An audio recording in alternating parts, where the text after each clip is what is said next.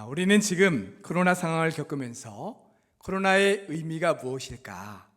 또 왜 이런 바이러스가 우리에게 왔을까? 이런 질문을 하게 되고 그 어느 때보다 교회를 향한 거센 세상의 비난을 들으면서 우리 한국교회가 또 우리 그리스도인들이 무엇이 잘못된 걸까? 우리 그리스도인들은 어떤 자세를 가져야 될까? 이런 내용들에 관해서 우리가 함께 말씀을 나누고 있습니다. 이런 내용들을 깊이 생각하고 묵상하면서 우리는 두 가지를 놓치지 말아야 합니다. 하나는 세상 사람들은 지금의 한국교회와 우리 그리스도인들의 모습을 보면서 하나님의 진리와 예수님의 복음을 느끼지 못하고 있다는 겁니다. 그 말은 분명 한국교회와 그리스도인들에게 뭔가 문제가 있다는 것이죠. 또 한 가지는 지금 세상이 한국교회를 향해 비난하는 것은 우리 말고 옆에 있는 다른 교회, 나 말고 다른 그리스도인들을 향한 것이 아니라 바로 우리, 더 좁게는 나를 향한 것이라는 점입니다. 한국교회가 변해야 됩니다 라고 말하면서 정작 내가 변하지 않으면 아무런 소용이 없는 것이죠. 그러므로 코로나 상황과 세상의 비난 속에서 내가 어떻게 진실한 그리스도인으로 새롭게 거듭날 것인가, 어떻게 바로 설 것인가 라고 하는 것을 진지하게 고민하면서 하나씩 바로 세워나가야 되는 것입니다. 즉 나부터 변화되어야 되는 것이죠. 이 두 가지를 먼저 생각하면서 우리가 함께 지금 나누고 있는 코로나 메시지 말씀을 듣고 새긴다면 이번 기회가 우리 자신을 더욱더 진정으로 새롭게 하는 그런 시간이 될 줄로 믿습니다. 여러분, 말은 그 사람의 인격을 담고 있습니다. 그 사람이 하는 말을 잘 들어보면 그 사람의 생각이나 또 느낌, 가치관, 인간관계, 또 좋아하는 것, 싫어하는 것 이런 것들을 알 수가 있죠. 또 말에는 에너지가 담겨 있습니다. 평소에 감사나 기쁨, 행복, 만족, 사랑, 웃음 이러한 좋은 말들을 많이 하는 사람은 주변의 밝은 기운으로 가득해서 그 사람의 얼굴만 봐도 웃음이 나오고 기분이 좋아지죠. 그러나 평소에 불만과 불평, 험담, 거짓말, 욕설, 돈타령, 변명만 하는 사람은 그 옆에 가기만 해도 어두운 기운이 훅 하고 밀려오는 것을 느끼게 됩니다. 그래서 말은 그 사람의 인격이고 그 사람 자체라고 말할 수가 있지요. 예를 들면 나는 그 사람을 믿습니다 라고 하면 그 사람이 하는 모든 것, 행동하는 것, 말하는 것 이런 모든 것들을 믿는다는 말이죠. 만약에 나는 그 사람을 믿어 라고 하면서 그 사람이 하는 말을 믿지 않고 그 사람이 하는 말을 들으려고 하지 않는다면 그건 그 사람을 믿는 것이 아닙니다. 여러분, 우리의 정체성이 무엇입니까? 여러 가지로 이야기할 수 있죠. 하나님을 믿는 사람, 하나님의 백성, 하나님의 자녀, 예수 믿는 사람, 그리스도인, 교회 다니는 사람, 성도 이렇게 다양하게 우리가 말할 수 있습니다. 쉽게 말하면 우리는 하나님을 믿는 사람이고 또 그의 아들 예수님을 믿는 사람들입니다. 그래서 우리는 매주 사도신경을 고백하면서 나는 하나님을 믿습니다, 나는 예수님을 믿습니다, 성령님을 믿습니다 라고 고백하죠. 그렇다면 나는 우리가 믿고 있는 하나님, 그분의 말씀을 얼마나 믿고 있습니까? 얼마나 하나님의 말씀을 읽고 그 말씀에 귀 기울이고 있습니까? 얼마나 하나님의 말씀에 따라 살아가고 있습니까? 우리가 하나님을 믿는다라고 진심으로 고백한다면 우리는 하나님께서 하신 그 말씀도 믿는 것이고 그 말씀대로 그 말씀에 따라 살아야 하는 것입니다. 교회를 열심히 다니는 것도 하나님을 믿는 중요한 표현 중에 하나이지만 진짜 하나님의 사람은 하나님의 말씀대로 살아가는 사람인 것이죠. 그래서 마태복음 7장 21절 말씀을 보면 예수님이 이런 말씀을 하셨습니다. 다 같이 한번 읽어볼까요? 나더러 주여 주여 하는 자마다 다 천국에 들어가는 것이 아니요 다만 하늘에 계신 내 아버지의 뜻대로 행하는 자라야 들어가리라. 아멘. 하나님의 뜻대로 행하는 사람, 하나님의 말씀대로 행하는 사람이 진짜 하나님의 사람이고 이런 사람이 천국에 들어갈 수 있다라고 말씀하고 있죠. 더군다나 우리는 보이지 않는 하나님을 믿고 있기 때문에 하나님께서 우리에게 주신 하나님의 말씀, 이 성경이 굉장히 중요한 것입니다. 성경 안에는 우리 하나님의 사람들이 이 세상 속에서 어떻게 살아야 되는지를 다 말씀해 주셨기 때문이죠. 자, 오늘 이 시간에는 우리가 하나님의 사람으로, 하나님의 백성으로서 하나님의 진리의 말씀 위에 서서 그 말씀대로 행하며 살아가는 것이 얼마나 중요한 것인지 라고 하는 것을 이스라엘의 역사와 함께 이 시간 함께 말씀을 나눠보도록 하겠습니다. 성경 안에서 이스라엘의 역사는 창세기 12장부터 시작됩니다. 그 이전에는 아직 이스라엘이 나라의 형태, 민족의 형태를 이루지 못하고 있었죠. 그때 하나님께서 아브라함을 찾아오셔서 그를 부르십니다. 이렇게 말씀하시죠. 내가 너로 큰 민족을 이루겠다라고 말씀하십니다. 그러나 이 약속의 말씀은 금방 이루어지진 않죠. 아브라함의 손자 야곱이 그의 아들, 그의 가족 70명과 함께 애굽으로 내려갈 때까지 이스라엘은 아직 민족이 아니었고 아브라함의 자손 또는 한 족속에 불과했습니다. 그런데 애굽에 거주하면서 이스라엘 자손들의 숫자가 기하급수적으로 늘어나기 시작하죠. 나중에는 애굽 사람들이 이스라엘 자손들이 더 많아지면 안 될 텐데 라고 걱정하는 수준에 이릅니다. 약 400년이 지났을 때에는 이스라엘 자손들의 수가 남자의 수만 60만 명에 달할 정도였죠. 이제는 한 가족이나 족속의 범위를 넘어서 한 민족을 이룰 수 있을 만한 그런 숫자가 된 것입니다. 그때 하나님께서 드디어 이스라엘 민족 세우기 프로젝트를 시작하십니다. 이스라엘 자손들을 약속의 땅 가나안으로 인도하셔서 그곳에서 한 민족으로 출발하도록 하시기 위해 모세를 통해 그들을 애굽에서 이끌어 내신 것입니다. 그리고 광야에서 40년 동안 그들을 훈련시키셨습니다. 그것은 이스라엘이 오직 하나님만 믿고 섬기는 온전한 하나님의 백성이 되도록 하시기 위한 것이었습니다. 하나님은 이스라엘 백성들이 가나안 땅에서 오직 하나님의 계명과 율법만을 믿고 따라 살아가는 온전한 하나님의 백성이 되는 그런 비전을 가지고 계셨던 것이죠.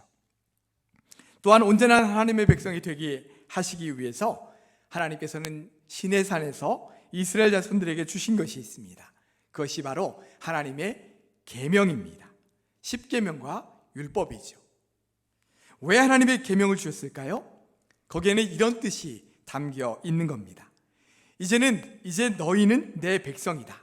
내가 너희에게 계명을 주노니 내 계명을 잘 지켜 행해라. 절대로 가나안의 이방 문화나 관습, 그들의 죄악된 삶을 따라 살지 말아라. 그래야 너희가 진정으로 내 백성이 될 것이다. 이렇게 하면서 주신 것이 바로 하나님의 계명과 율법인 것입니다. 그러면서 하나님과 이스라엘 자손이 언약을 맺은 거죠. 이 언약은 절대로 영원토록 변하지 않는 언약이라고 해서 소금 언약이라고도 합니다. 자, 지금 이 언약이 왜 중요한 것입니까? 이스라엘 백성들이 하나님의 계명과 율법을 따라 살아가라고 말씀해 주신 진정한 하나님의 백성이 되는 길을 하나님께서 알려주신 것이기 때문이죠. 그래서 하나님은 처음 모세에게 율법을 주실 때만 이 말씀을 하신 것이 아니라 그 이후도 수시로 이스라엘 백성들에게 너희는 세상의 관습과 습관, 질서를 따르지 말고 내 계명과 말씀을 따라 살아라 라고 끊임없이 말씀하셨습니다. 그것 중에 가장 대표적인 말씀이 여호수아 1장 8절 말씀이죠. 이것은 여호수아가 모세의 뒤를 이어 이스라엘의 지도자가 되었을 때 하나님께서 하신 그런 말씀이었습니다. 우리 한번 같이 읽어보겠습니다. 이 율법책을 내 입에서 떠나지 말게 하며 주야로 그것을 묵상하여 그 안에 기록된 대로 다 지켜 행하라. 그리하면 내 길이 평탄하게 될 것이며 내가 형통하리라. 아멘. 그러니까 하나님께서 하나님의 백성 이스라엘에게 끊임없이 말씀하시면서 절대로 잊어서는 안 된다 라고 하신 말씀이 무엇이었냐면 내 계명을 지켜라 라고 하는 것이었습니다. 세상의 관습과 질서가 아니라 하나님의 계명을 따라 살라는 것입니다. 그래야 하나님의 백성으로서의 정체성을 지킬 수 있고 이 세상 속에서 하나님 백성답게 살 수 있기 때문이죠. 그러나 이스라엘 백성들과 그들의 지도자들은 하나님의 말씀대로 지켜 살지 못했습니다. 자꾸만 이방 나라의 관습과 세상의 질서를 따라 살았지요. 이러한 것들이 가장 극에 치달았던 것이 바로 사사기 시대입니다. 오죽하면 성경에 사사기 시대를 일컬어 각자 자기의 소견에 옳은 대로 행하였다라고 말하고 있겠습니까? 그들은 하나님의 계명과 말씀을 따라 산 것이 아니라 각자 소견에 옳은 대로 자기 생각에 맞다고 생각하는 대로 그대로 살았다는 것이죠. 그 후에 사울을 왕으로 삼고 이스라엘 나라가 형성된 이후에도 이스라엘 백성들은 하나님의 계명과는 멀리 떠나서 살게 됩니다. 몇 명의 왕들을 제외한 거의 모든 왕들과 뿐만 아니라 종교 지도자들과 제사장들까지 하나님의 말씀 위에 온전히 서지 못하고 그 계명을 따라 살지 못했습니다. 그러자 하나님께서 참다 못해 굉장히 강력한 충격요법을 그들에게 사용하셨죠. 이스라엘 나라를 주변 나라 강대국들에 의해서 그들의 손에 넘겨주신 겁니다. 그래서 북이스라엘은 아수르에게, 남유다는 바벨론에게 각각 멸망을 당하게 되는 거죠. 이때 예루살렘 성전도 다 무너졌고 예루살렘의 성벽과 그 외의 거의 모든 것들이 다 무너져 버렸습니다. 그리고 남유다 백성들은 바벨론의 포로로 끌려갔죠. 왕과 그의 아들들은 눈이 뽑히고 많은 귀족과 신하들은 손과 발에 쇠사슬에 세워진 채 포로로 끌려갔습니다. 그리고 80년 동안 그곳에서 포로 생활을 하게 되었죠. 그들로서는 나라가 망한 것도 굉장히 충격이었지만 하나님의 성전이 무너진 것이 그들에게는 더 큰 충격이었습니다. 성전이 무너지는 것을 보면서 하나님께서 우리를 버리셨다, 이런 마음을 갖게 되죠. 아, 우리가 하나님께로부터 버림받았구나 라고 하는 그 사실이 그들에게는 더 충격이 되었던 겁니다. 이렇게 바벨론의 포로로 끌려가서 그곳에서 고통스러운 생활을 하면서 그들은 자신들이 왜 이렇게 처참한 상황에 놓이게 되는지를 성찰하게 됩니다. 왜 우리가 이런 상황을 맞게 되었을까? 이것을 성찰하게 되죠. 그리고 그 이유를 깨닫게 됩니다. 아, 우리가 하나님의 말씀에서 벗어났기 때문이구나. 우리는 하나님의 언약의 백성인데 우리가 하나님의 말씀에 순종하지 않고 그 말씀에 따라 살지 않았기 때문이구나. 그래서 하나님께서 우리를 멸망시키신 거구나. 그러니 이제 하나님의 말씀과 계명으로 돌아가자. 바로 이것을 깨달은 것입니다. 불행 중 큰 다행이 아닐 수 없죠. 그들은 자신들이 지금 무엇을 잘못했는지를 정확히 깨달은 것입니다. 하나님과 자신들이 맺은 언약, 너희는 내 백성이다. 그러니 이제 너희는 내 계명을 따라 살아라 라고 하는 언약을 다시 떠올린 것입니다. 그것을 지키지 못한 자신들의 죄를 깨닫게 된 것이죠.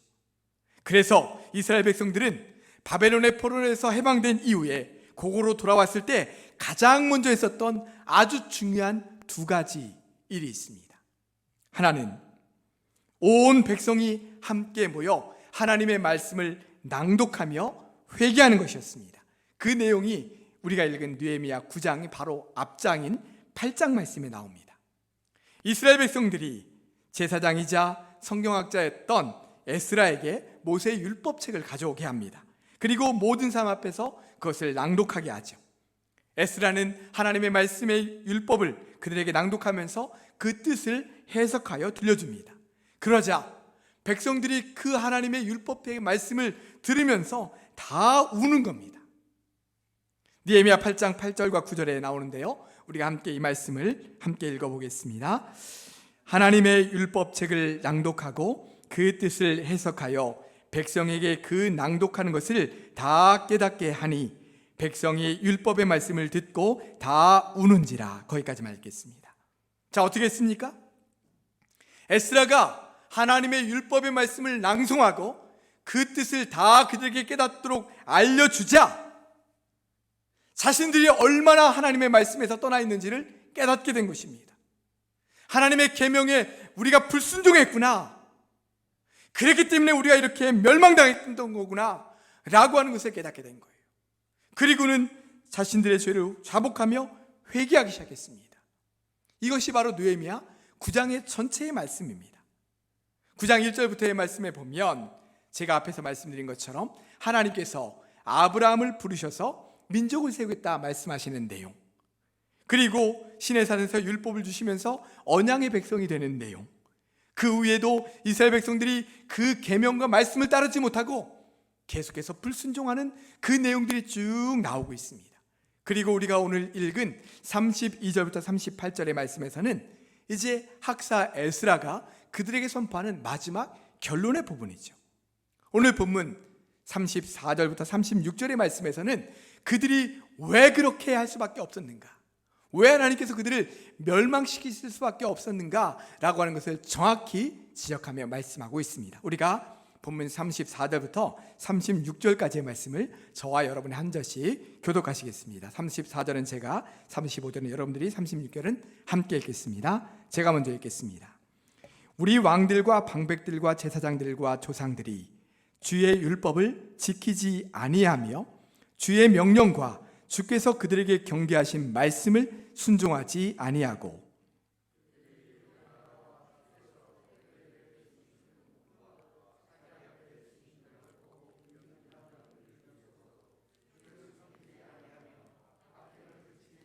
함께 있습니다.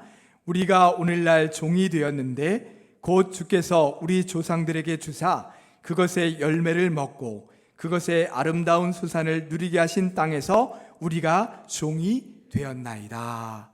아멘. 왜 바벨론의 종이 되었습니까? 왜 바벨론의 종이 되었어요? 그렇게 아름다운 가나안 땅을 그들에게 주셨는데 그 가나안 땅, 그들이 살고 있는 땅을 다 황폐하게 하시면서까지 왜 그들을 바벨론의 종이 되게 하셨습니까? 하나님께서 그들에게 주신 계명에 불순종했기 때문입니다.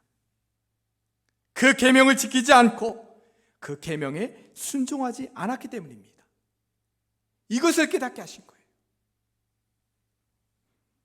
또 한 가지 그들이 바벨론 포로에 돌아와서 했었던 아주 중요한 일 중에 하나는 바로 이 시기에 하나님의 율법책들을 정리하고 편찬하며 편집했다는 것입니다. 그동안 구약 성경의 많은 부분들은 구전으로 입에서 입으로 전해 내려오고 있었고요, 또 많은 두루마리들이 있었지만 그것이 파편적으로 많은 곳에 흩어져 있었습니다. 그러던 것을 바로 이 시기에 구전들은 다 일일이 받아 적으면서 모았고 흩어져 있었던 두루마리들은 하나씩 하나씩 모아서 그것을 쭉 편집한 것입니다. 그래서 구약 성경의 많은 부분들이 바로 이 시기에, 이때에 편집되고 또 편찬된 것이죠. 여러분, 지금 이스라엘 백성들이 왜 이런 일들을 했을까요? 하나님의 율법과 계명이 얼마나 중요한지를 깨달았기 때문입니다. 하나님의 계명과 말씀대로 살 때에는 다윗 왕 때처럼 하나님께서 친히 그 나라를 지켜주시고 굳건하게 세워주셨는데 하나님의 계명과 말씀대로 살지 못하니 나라가 망하고 성전이 무너지는 엄청난 징계를 그들이 받게 되었던 것이죠. 그래서 그들은 하나님의 계명과 율법을 소중하게 여기게 된 것입니다. 그래서 그 결과 흩어져 있었던 율법책, 또 구전을 내었던 것들을 다 이제는 하나님의 말씀으로 정리하고 편찬하는 아주 귀한 일들을 감당했던 것이죠. 또한 그 말씀을 낭독하면서 모든 백성들이 그 앞에서 회개하며 철저하게 주님 앞에 서는 일들을 감당했던 것입니다. 지금까지의 말씀을 정리해보면 하나님의 백성 이스라엘은 하나님께서 그들에게 주신 계명과 율법을 떠나 살았습니다. 그래서 나라가 멸망하고 70년 동안 포로 생활을 하게 되었죠. 그러나 이러한 고통스러운 일들을 당하면서 그들은 하나님과 맺었던 언약을 다시 떠올렸습니다. 그래, 우리가 하나님의 언약의 백성이었지, 하나님의 율법과 계명대로 살았어야 됐었는데 이제 우리가 다시 하나님의 율법과 계명을 지켜 행하면 하나님께서 우리를 다시 지켜주시며 형통케 하실 거야. 이 약속의 말씀을 붙들고 다시 일어설 수 있었던 것입니다. 여러분, 이러한 이스라엘 역사를 보면서 우리가 깨닫게 되는 것은 무엇입니까? 하나님의 백성들이 하나님의 말씀과 계명을 떠나 살 때 큰 고통이 따르게 되는데 이때 곧바로 깨닫고 다시 돌이켜 하나님 말씀 앞에 서야 된다는 것입니다. 하나님의 진리의 말씀 앞에 다시 온전히 서야 하는 것이죠. 이런 역사는 비단 이스라엘 백성들에게만 있었던 것이 아닙니다. 기독교가 또 하나님의 사람들이, 그리스도인들이 하나님의 계명을 따라 살면서 세상 사람들로부터 조롱과 비난을 받을 때마다 하나님께서는 하나님의 말씀으로 돌아오게 하시는 하나님의 일하심의 역사를 계속해서 우리 가운데 행하셨다는 것을 역사 속에 보게 됩니다. 루터의 종교개혁이 그렇습니다. 여러분, 중세시대에는 모든 것이 다 기독교 문화였습니다. 다 기독교적인 것이었죠. 그러나 정작 그들의 사회, 문화, 종교 속에는 하나님이 없었습니다. 그러다 보니 나중에는 면죄부까지 팔게 되죠. 여러분, 면죄부가 무엇입니까? 당시 로마 교황청이 면죄부를 사면 아무리 많은 죄를 지은 사람도, 심지어는 죽은 사람의 죄까지도 다 사함을 받고 구원받는다, 천국 간다, 이렇게 말하는 겁니다. 지금 우리가 들으면서 아니 어떻게 그런 일이 가능했나 라고 하는 일들이 그 당시에는 너무나도 당연하게 받아들여졌고 모든 사람들이 너나 할 것 없이 그 면죄부를 샀다는 거예요. 구원받으려고. 이때 종교개혁이 일어난 겁니다. 여러분, 종교개혁이 무엇입니까? 하나님의 말씀으로 돌아가야 된다는 것입니다. 구원은 면죄부에 있는 것이 아니라, 그 면죄부를 내가 삼으로 구원받는 것이 아니라 오직 믿음으로, 오직 하나님의 말씀에 의로 구원받을 수 있다라고 하는 것을 선포했던 것이 바로 종교개혁이죠. 여러분, 오직 하나님의 말씀인 성경을 읽고 그 말씀을 믿을 때 예수 그리스도를 믿음으로 말미암아 우리가 구원받을 수 있습니다 라고 하는 것을 외쳤던 것이 바로 종교개혁인 것입니다. 여러분, 우리나라에서도 1907년에 영적 대부흥운동이 일어났었습니다. 평양을 중심으로 부흥운동이 막 일어나면서 전국적으로 그 부흥운동이 퍼져나갔죠. 여러분, 그렇게 부흥운동이 일어났었던 가장 결정적인 이유가 뭔지 아십니까? 말씀 사경이었습니다. 말씀 사경이에요. 그 당시에 있었던 많은 그리스도인들이, 믿음의 사람들이 말씀 앞에 서고 말씀을 통해서 회개하고 말씀을 통해서 구원을 받고 말씀을 통해서 주의 역사가 나타나는 것을 경험했다는 것입니다. 당시 교회가 이렇게 하나님의 말씀 중심으로 섰을 때 기독교가 우리나라를 이끌고 갔습니다. 기독교가 이 나라의 중심이 되었고 꼭 필요한 것이 되었습니다. 하나님의 진리의 말씀으로 무장된 사람들이 이 나라를 바른 길로 이끌어 간 것이죠. 지금 이 시대는 분명 한국 교회의 위기입니다. 우리 그리스도인들의 위기이죠. 세상 사람들은 한국 교회를 보면서, 또한 우리 그리스도인들을 보면서 하나님을 볼 수 없다고 하고 진리가 어디 있느냐고 비난합니다. 왜 이런 현상, 왜 이런 일들이 일어나고 있을까요? 우리는 무엇으로 돌아가야 될까요? 우리 자신이 얼마나 잘못된 길로 가고 있는가를 무엇을 기준으로 판단해야 될까요? 바로 하나님의 말씀, 진리의 말씀인 것이죠. 진리의 말씀이신 하나님의 말씀으로 돌아가서 그 진리의 말씀대로 따라 살아가는 진실한 하나님의 사람, 진실한 그리스도인이 되어야 되는 것입니다. 여러분, 그러면 세상으로부터 우리가 따돌림 받을까요? 왕따가 될까요? 아닙니다. 우리가 진리 가운데 서서 살아갈 때에 이 세상을 이끌어갈 수 있는 사람들이 되는 것입니다. 진리의 말씀으로 무장되어 있는 그리스도인들이 우리나라의 정치, 경제, 문화 모든 면에 그곳에서 온전히 서서 살아갈 때 이 사회를 온전하게 이끌어갈 수 있는 것입니다. 여러분, 말씀을 정리하겠습니다. 우리 그리스도인들의 삶의 기준이 무엇입니까? 오직 하나님의 말씀, 진리의 말씀이 되어야 되죠. 우리가 지금 세워져야 되는 새로워져야 되는 삶의 방향과 기준도 바로 진리의 말씀, 하나님의 말씀이어야 됩니다. 사랑하는 성도 여러분, 하나님의 진리의 말씀 앞에 다시 서시기를 바랍니다. 하나님의 말씀 앞에 자신을 비춰보시기 바랍니다. 그럴 때 우리의 약함과 죄악됨을 보게 될 것입니다. 하나님의 진리의 말씀으로 돌아갈 수 있도록 우리를 인도해 주실 것입니다. 이 세상 속에서 하나님의 말씀대로 살아갈 수 있는 힘을 우리에게 주실 것입니다. 이것이 바로 지금 우리 그리스도인들이 진리의 말씀 위에 서서 감당하며 살아야 될 삶의 방향인 것입니다. 또 한 가지, 우리는 5주간에 걸쳐서 코로나 메시지를 함께 나누었습니다. 이 코로나 메시지를 정리하면서 우리 자신에게 질문을 던져봅니다. 나는 지금 이 시대 속에서 어떤 그리스도인으로 살아야 될까? 점점 더 자기 욕심을 따라 살고 나만 살겠다고 경쟁하는 이 사회 속에서 나와 너, 이 사람과 저 사람이 함께 상생할 수 있는 길을 찾아가는 그리스도인, 분쟁이 있는 곳에서 화평을 말하고 폭력과 경쟁이 가득한 곳에서 비폭력과 사랑을 말하는 그리스도인, 어려운 이웃들을 돕는 데 앞장서고 하나님께서 주신 이 아름다운 자연이 병들어가는 것을 방치하지 않고 이것을 지키기 위해 노력하는 그리스도인이 되어야 됩니다. 이처럼 그리스도의 복음으로 따뜻하고 소망을 품으며 아우르고 함께 사랑하는 마음, 예수님의 사랑과 희생의 정신을 가진 그리스도인들로 살아야 되는 것이죠. 그럴 때 세상 사람들이 우리를 통해 하나님을 보게 될 것입니다. 우리를 향해 저 사람들이 바로 하나님의 사람들이구나 라고 말하게 될 것입니다. 이런 삶을 비전으로 삼고 살아가시는 우리 성도들이 되시기를 바랍니다. 진정한 그리스도인, 진리 위에 서 있는 그리스도인으로 살아 하나님께서 우리를 통해 이 땅에 하나님의 살아계심을 온전히 드러낼 수 있는 그 귀한 삶을 온전히 살아가시는 사랑하는 우리 모든 성도들 되시기를 주님의 이름으로 축원합니다. 기도하겠습니다.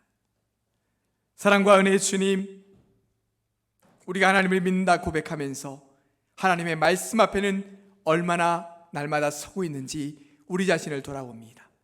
말씀 앞에 우리 자신을 돌아보고 있는지, 말씀 앞에 날마다 우리 자신의 모습을 비춰보면서 정말 주님의 진리 가운데 서기를 간절히 원하고 있는지, 진정한 하나님의 백성인지 하나님의 사람인지 우리 자신을 돌아보기를 원합니다.